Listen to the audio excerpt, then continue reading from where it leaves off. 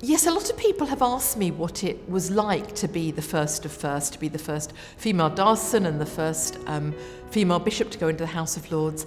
And I think my answer has been that at the time, I don't think I realised quite how historic it was, despite all the media interviews and people talking to me about it, because I think I was just trying to faithfully take the next step, keep my head above water, and be true to who I am.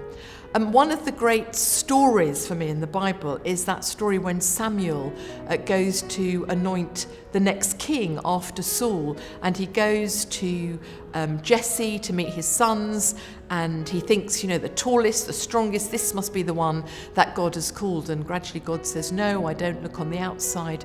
And eventually David, the young shepherd boy, comes in from the fields, and God says, this is the one.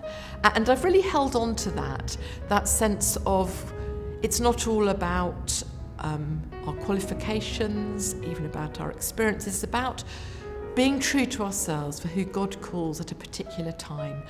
And so for me, I've tried to live that faithfully. It wasn't easy, particularly going into the House of Lords. I hadn't been a bishop before, and most bishops who go into the House of Lords have already been a bishop for a while.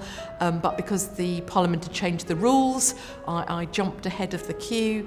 But I've tried to go on learning. I've tried to be humble. I've also tried to be confident and courageous, and to go on becoming who God's creating me to be, always paying attention to other people around me.